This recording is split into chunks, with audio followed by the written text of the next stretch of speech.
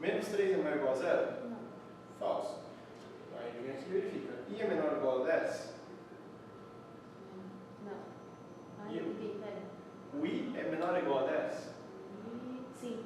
Sim. Então, vai ler um outro valor de A. Que valor de A ele vai ler? Então, aqui eu tive aqui o 10 e o 3 não alterou e o 1 também, o I também precisa de 1. Aí leu outro valor de A. Que outro valor de A ele leu? Mas ele vai continuar sempre indo só pra ele. Hum? Ele nunca vai pra lá, então. Ele nunca vai para lá. Mas por que ele nunca vai para lá? Porque o I não muda. Porque o I não muda, exato. Então a gente tem um erro nesse código. A gente detectou um erro, que o I não muda e esse código nunca vai finalizar. O que a gente tem que fazer? A gente tem que acrescentar uma atualização do I aqui no meio. Então eu tenho que chegar aqui e descobrir, bom, estava faltando uma coisa. O que estava faltando? Estava faltando receber que I é igual a I mais 1. Porque senão ele nunca vai chegar perto do 10. Ele vai se manter sempre 1. Então eu detectei que ele estava errado aqui. Se eu detectei que ele estava errado, então eu tenho que parar e começar de novo. Vamos começar de novo. Então, variáveis, foi declarado, S igual a 0, C igual a 0 e igual a 1. I é menor que 10, lê o valor 3. 3 é maior que igual a 0, S recebe S mais A, então S vai valendo 3, C recebe C mais 1, ok. Aí de repente I recebe I mais 1. Opa, então aqui não é 1, aqui é 2. Certo? Porque agora eu tenho esse bloco I recebe I mais 1. Porque ele tem que atualizar o valor do I para ele conseguir sair desse laço. Aí 2 é menor ou igual a 10? Sim. Aí ele vem aqui, lê o 7. 7 é maior que 0, faz o 10, o S vai para 10, o C vai para 2. Aí ele vem aqui e recebe I mais 1. Opa, foi para 3.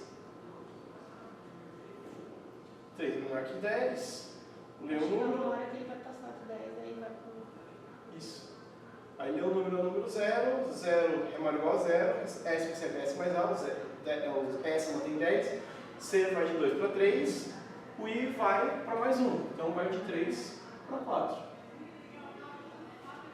4 é menor ou igual a 10? É. Aí vai ler menos 3. Menos 3 é maior ou igual a 0? Não. Só atualiza o I. O I foi para 5.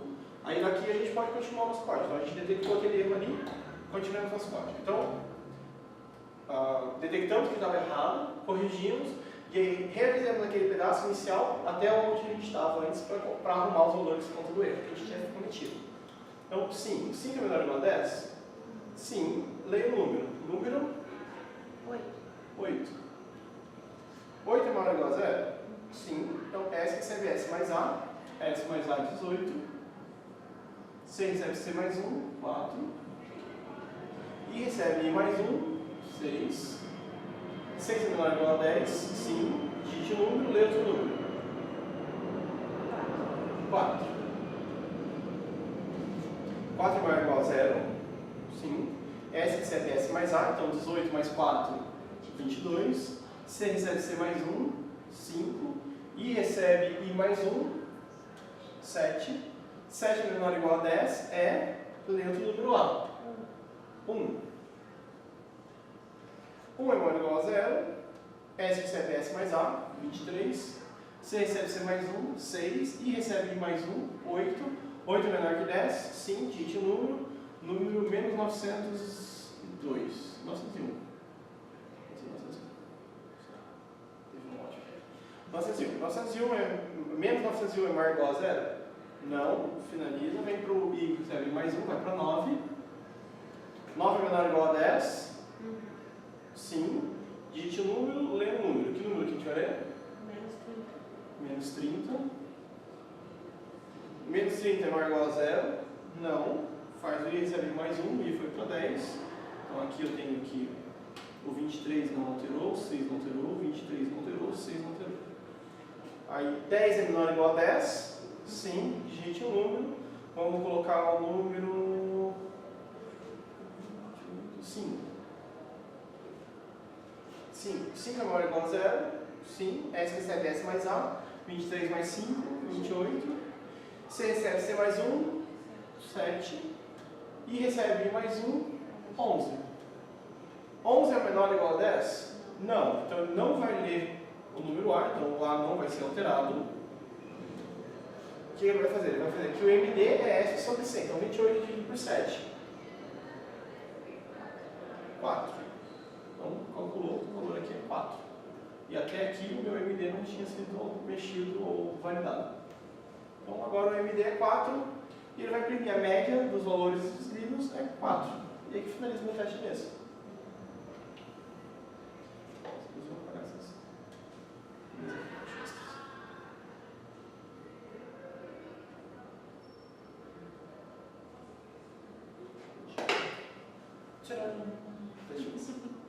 Então a gente conseguiu converter aqui, percebemos que a gente cometeu um erro por conta de notar que ele não estava atualizando o valor do I, que era justamente a nossa condição de finalização, mas a gente conseguiu agora converter, arrumar e verificar que ele está funcionando. Está realmente calculando a média dos números maiores ou iguais a zero.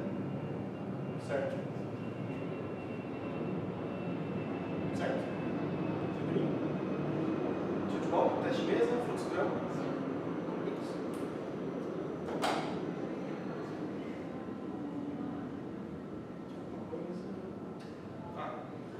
Aqui é interessante notar duas coisas. Por exemplo, aqui você se confundiu achando que esse daqui era o C, porque ele tem o mesmo símbolo, você achou que era o if, né? Uhum. Mas esse daqui é o enquanto. Qual que é a diferença desse símbolo para esse símbolo aqui de baixo?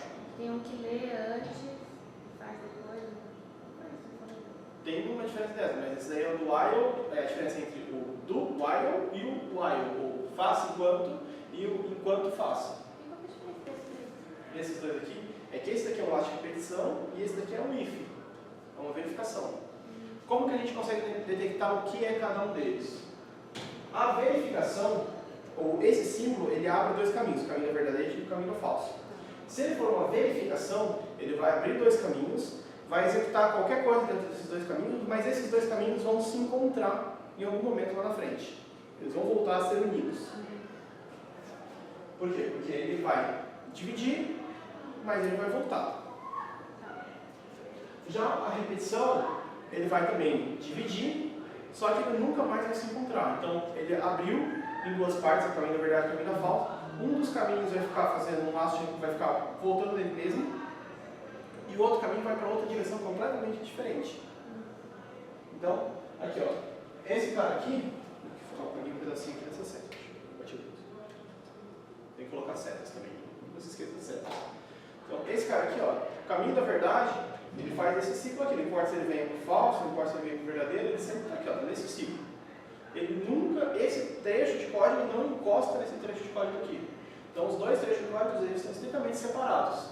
Então, isso aqui é um laço de repetição. Então, eu tenho um caminho que faz um loop nele mesmo, e o outro caminho que vai fazer outra coisa completamente diferente, e eles nunca mais vão se tocar.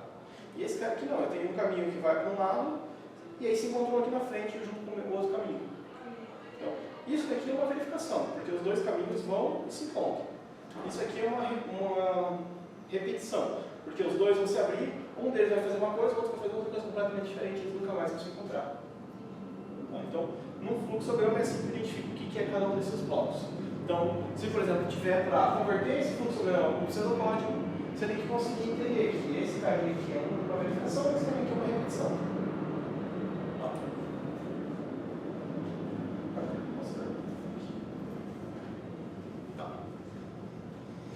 Então, esse é o teste mesmo. Basicamente, construir a tabela, preencher a tabela e verificar se ela estava funcionando.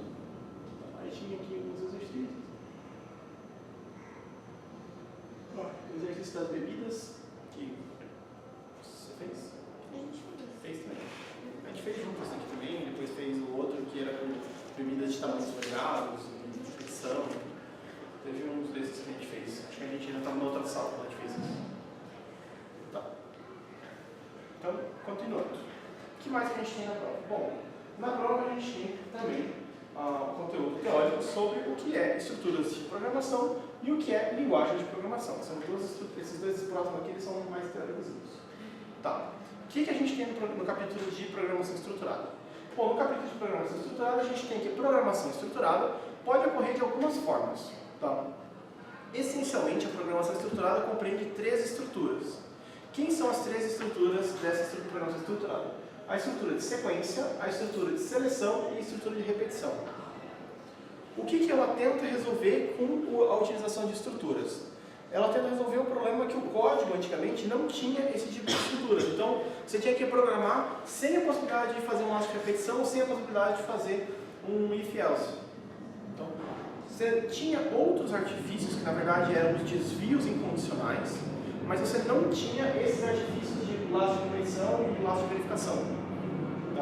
Então você não tinha esse tipo de artifício para utilizar. Então tudo que você fazia era basicamente independente do goto, que é um desvio incondicional. Então ele mandava, vá para a linha X, vá para a linha Y, vá para a linha 200, vá para a linha 15, vá para a linha 18, vá para a linha 53.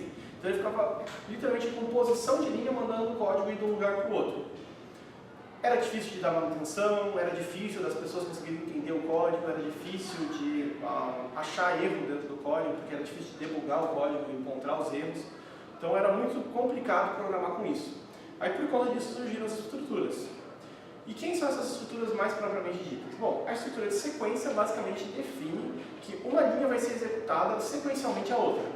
Então, a linha 1 vai executar, ao fim da linha 1, quando a linha 1 finalizar, a linha 2 vai executar. Quando a linha 2 finalizar, a linha 3 vai executar. Quando a linha 3 finalizar, a linha 4 vai executar. Então, uma linha vai ser executada na sequência da outra. Tá? Parece um pouco ridículo, às vezes a gente fala uma coisa dessa, mas existem linguagens de programações em que isso não é realidade. Em que a linguagem, o computador escolhe qual linha ele vai executar dentro de um certo bloco. Então, você vai programando em blocos, e esses blocos grandes você vai ter que o computador que decide o que ele vai executar. Então, se você tem, por exemplo, uma linha com S igual a 0, C igual a 0 e de repente S igual a S mais C. Beleza. Ele não sabe ele não vai seguir essa ordem. Tem alguns programas que ele vai começar com a linha S recebe S mais C, depois S igual a 0, depois C igual a 0. E aí tipo, você vai, ele está fazendo valores errados às vezes. E está errado o código porque a lógica foi pensada como uma lógica sequencial. E existem códigos que não são sequenciais. No caso, a linguagem que a gente está trabalhando, ela sempre vai ser sequencial. Então, as estruturas sempre vai ser executada uma linha depois da outra. Então, inverter as linhas pode acarretar em algum erro.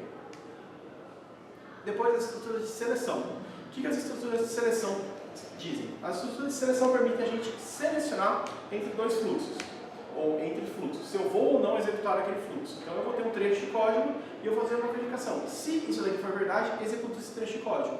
Se não, não executa. Não executa esse trecho de código. E aí eu posso ter, se isso daqui for verdade, executa esse de código, se não, executa esse outro trecho de código, ou que nesse caso aqui que a gente fez, se isso daqui for verdade, executa esse trecho de código, se não for verdade, não faz nada, passa para frente. Então, basicamente, então, se não. Então, essa aqui é a minha estrutura de seleção. E a estrutura de seleção múltipla? É uma estrutura especial, que é um pouquinho diferente da seleção.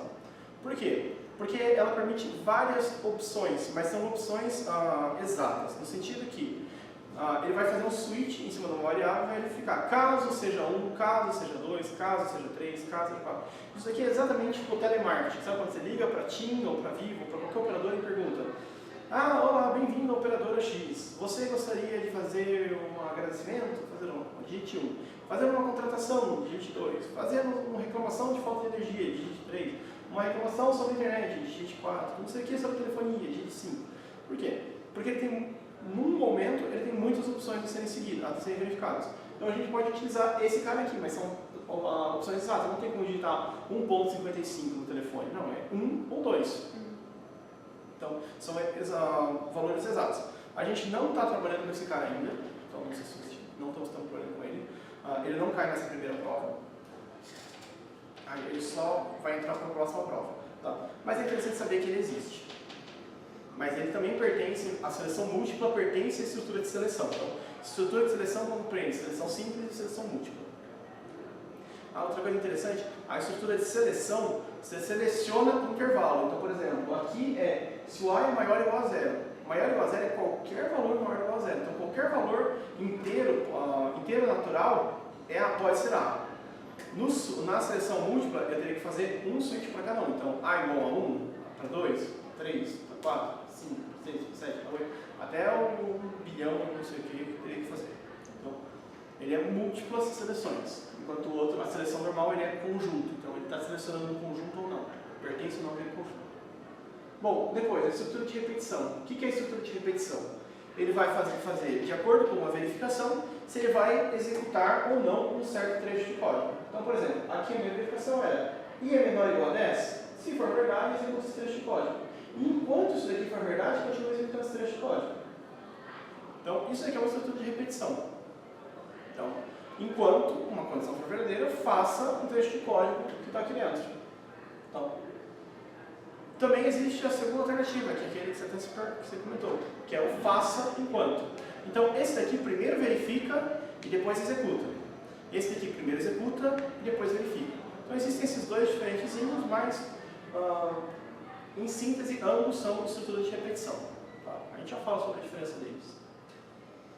Historicamente falando, então, antes de termos essas estruturas, era tudo baseado em desvio incondicional. Sempre baseado em desvio incondicional. E esse desvio incondicional era difícil de fazer manutenção do programa. O programa linear era uma técnica usada e fazia desvios incondicionais para fazer a construção da lógica do programa. Então, eu tinha que fazer só desvios para fazer o programa não ser senão. Então, por exemplo, eu não ia fazer uma verificação do C, Y maior ou igual a zero. Eu ia verificar, o bit de sinal é positivo? Se o bit de sinal for positivo, usar uma instrução desse gênero. Se for negativo, pula para a instrução e recebe menos 1. Aí só essa instrução de pulo se for negativo. Aí se não for negativo, ele não vai pular e vai executar a próxima linha. Ele vai executar essa e depois chegar naquela linha ali. Então, era tudo baseado em pulos. Aí depois dessa linha aqui ele ia verificar. Ele vai pegar um valor, por exemplo, i menos 10. I menos 10 é negativo? Se for negativo, vai para essa linha aqui. Se não, ele vai executar essa próxima linha aqui. E aí, era só uns desvios incondicionais meio estranhos. A gente ainda tem isso, por exemplo, em linguagens de baixíssimo nível, tipo linguagens orientadas a hardware, tipo assembly e coisas do gênero, ainda funciona dessa forma. Mas não é uma coisa que a gente precisa saber dentro da programação. A programação evoluiu muito para que a gente não precisasse fazer isso, então a gente não vai fazer isso. Beleza? Tá. Mas é interessante saber o que é um desvio incondicional e como era feito antes. Interessante, isso é importante.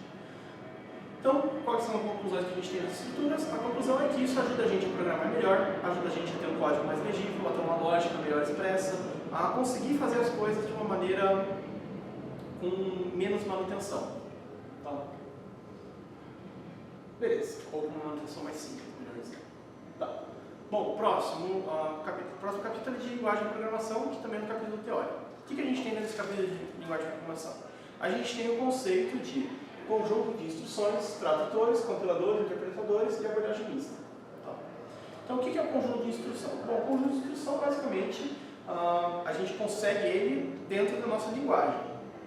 E a nossa linguagem de programação só serve para que a gente consiga expressar a nossa lógica e essa lógica, dentro de uma linguagem formalizada, gerar um código de máquina. Então, nosso objetivo, no final das contas, é gerar isso daqui, um código de máquina. Mas sem precisar escrever no código de máquina. Podemos escrever, por exemplo, leia x e y, calcule a igual a x mais y e imprima a. Então, eu quero fazer um cálculo simples. Para mim, é ler dois valores, calcular a soma deles e mostrar a soma deles. Eu não preciso saber esse monte de código aqui para gerar essas somas. Tá? Então, isso é o meu objetivo com a linguagem de programação. É ter um método mais padronizado e que permita eu comunicar de forma melhor o que eu desejo para o que o computador vai realizar. Então, eu vou conseguir me expressar melhor para o meu computador, para que o meu computador faça os cálculos de forma correta. Tá? Dentro de uma linguagem, a gente tem duas coisas que são importantes. A primeira delas é a semântica, a segunda delas é a sintaxe. Semântica é tudo aquilo, significado individual da palavra.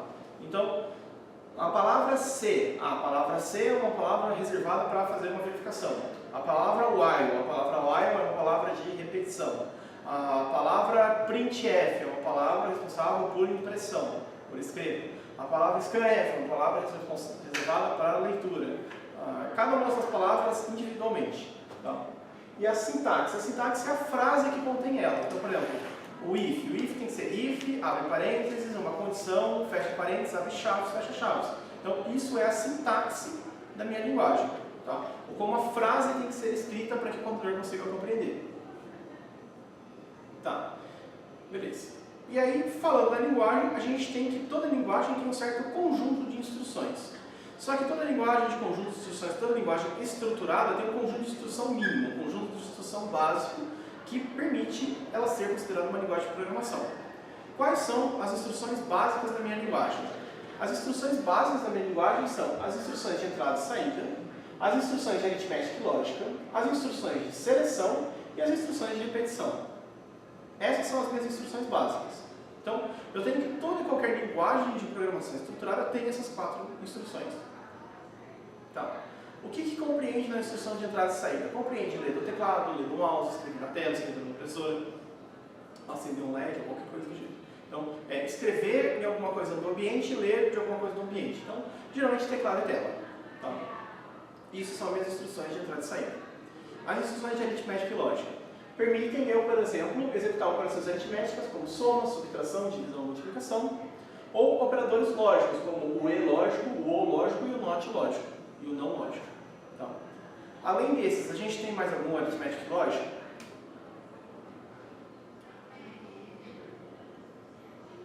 Sim. Quem são eles? A gente tem os operadores relacionais. Por quê? Porque, por exemplo, aqui eu tenho i menor ou igual a 10. Ele vai me dar uma lógica, ele vai me dar ou verdade ou falso. Ele não vai me dar um valor numérico, ele vai me dar verdadeiro ou falso. Então, eles são operadores relacionais, eles são operadores lógicos. Então, maior, menor, maior igual, menor igual, igual ou diferente, todos eles são operadores lógicos também. Tá? Lembrando que, se eu quero verificar se o número é igual a algum outro, eu uso igual, igual, com 2 símbolos. Porque se eu colocar um igual só, é uma atribuição. Então, a igual 3, eu estou dizendo que o novo valor de a é 3. Se eu colocar a igual a 3, eu estou perguntando se o valor dentro de a é 3. Então, eu tenho essas duas verificações que geralmente são uma coisinha, uma pegadinha que acontece e que a gente erra muito fácil. Tá. E as instruções de seleção? As instruções de seleção basicamente vão permitir que eu verifique uma condição e, se aquela condição for verdadeira, execute um certo trecho de código. Caso seja falso, execute outro trecho de código ou não execute aquele trecho de código. Tá? São expressões como if, if, else e o switch case, que é uma seleção múltipla.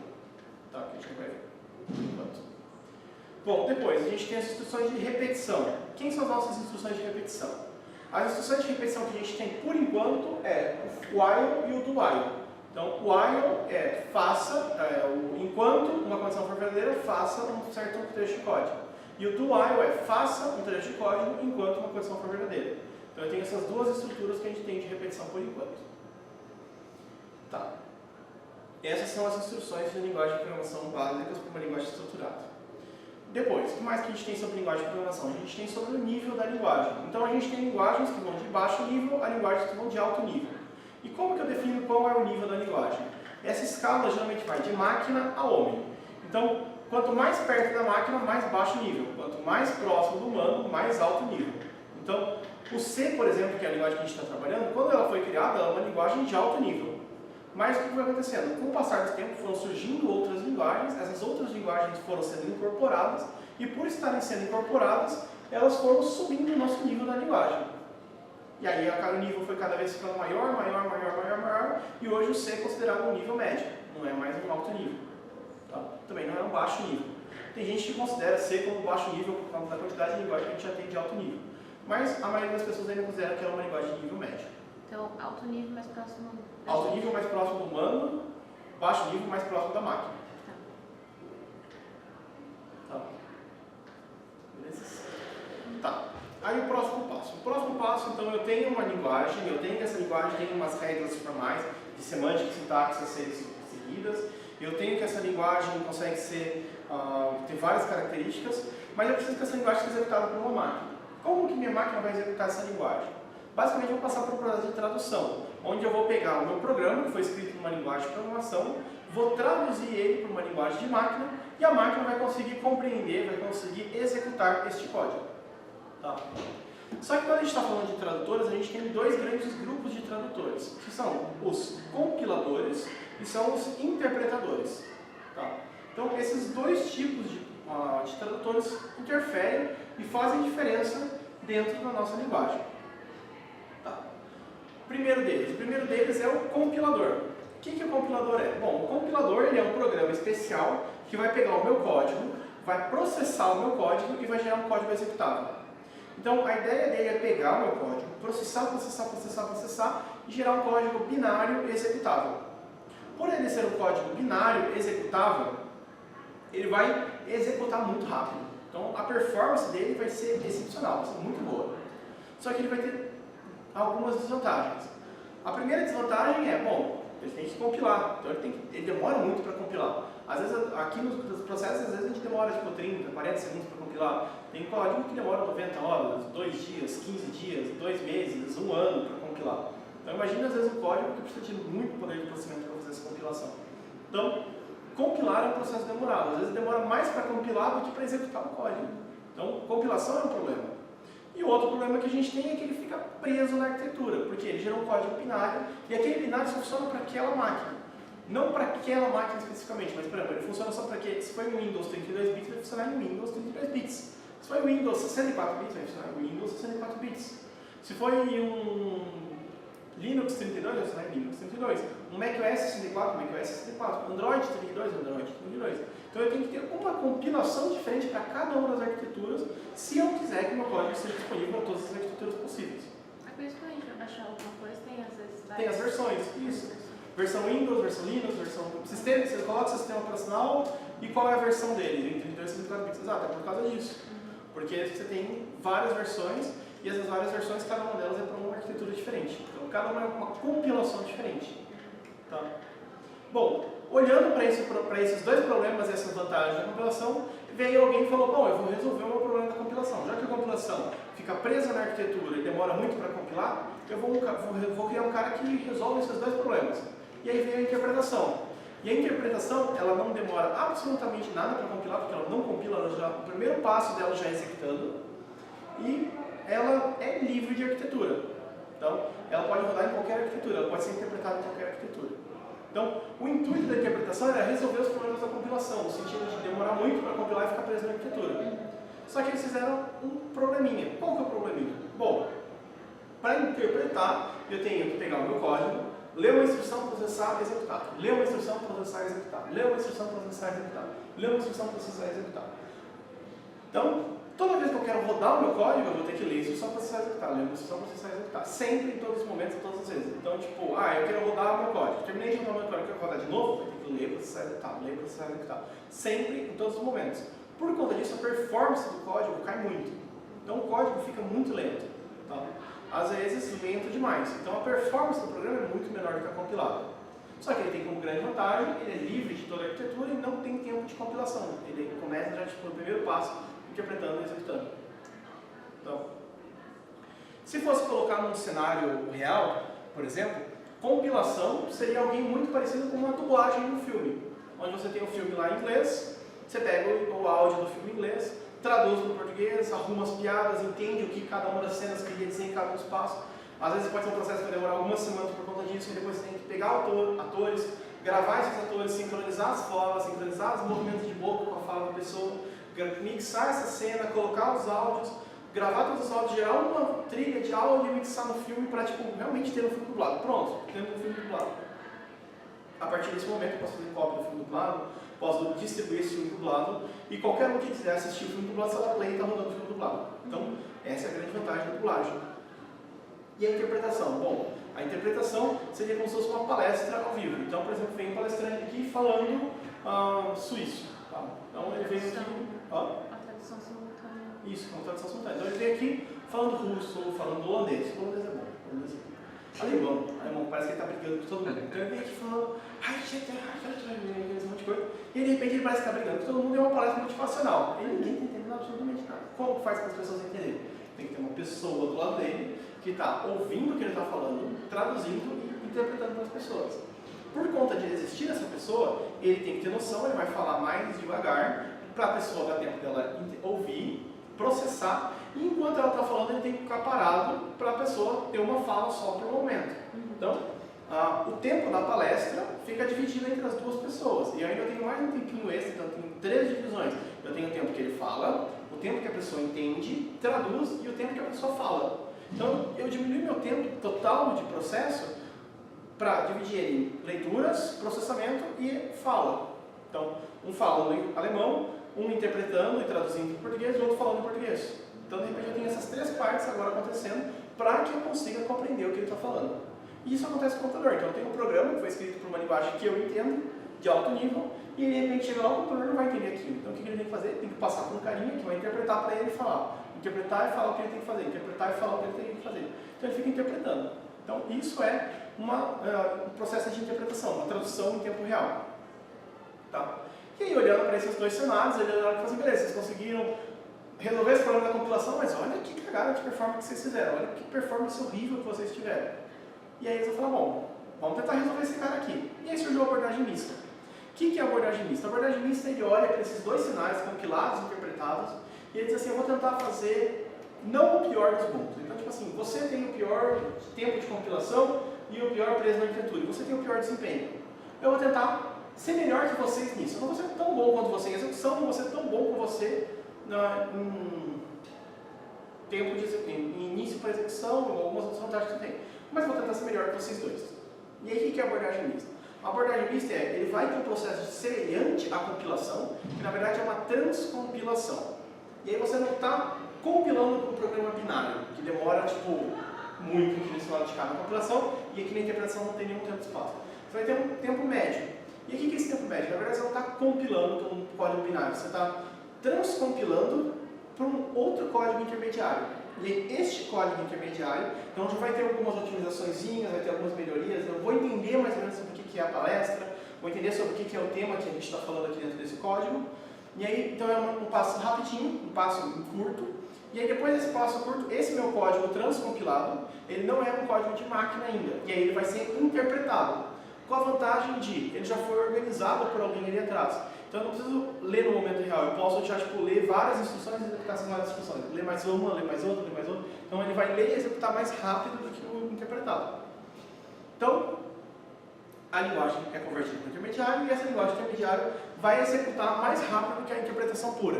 Mais lento do que o binário, que é um código de máquina, mas mais rápido do que a interpretação pura. Então eu tenho um cara que tem um processo de compilação, ou um processo de tradução, que é menor do que o processo de compilação, mas maior que o processo de interpretação. Que executa mais rápido do que o processo de interpretação, mas mais lento que o processo de execução binária. E ele é livre de arquitetura. Então é como se eu tivesse não o pior dos mundos. Eu não tenho o melhor dos mundos nesse cara. Em hipótese alguma eu vou ter o melhor dos mundos. Porque ele tanto demora, ele tem um processo de compilação, quanto ele não executa tão rápido. Então ele é, como é que é? Ele é um pato, né? Ele não foi feito para nadar nem para voar, mas ele faz os dois mais ou menos. Mas ele faz mais ou menos e faz melhor do que, ele voa melhor do que um peixe e nada melhor do que, uma pomba. Então, que o BTV. Pronto. Então, você tem esses cenários. Ele foi um cara legal e ele foi uma boa interpretação. E o que seria ele? Seria, a interpretação em tempo real. Agora tem mesmo um cara falando em alemão, só que agora tem um intérprete que já assistiu 1000 palestras desse cara, já sabe o tema, já sabe as piadas, fala no Brasil, já conviveu com o brasileiro, sabe as piadas que o brasileiro curte, como as piadas poderiam encaixar, manja do tema, é um pesquisador que entende o tema que ele vai falar, e pronto. Então, o cara, conforme ele vai falando, ele já sabe, mais ou menos para onde ele quer chegar e já adianta a fala dele. Ou ele percebe que ele está fazendo uma piada e já tem piada pronta para falar para a pessoa e a pessoa ri ao mesmo tempo. Então, ele já sabe como ir levando a ideia para chegar na conclusão final. Então, e isso é a abordagem mista. E depois entra o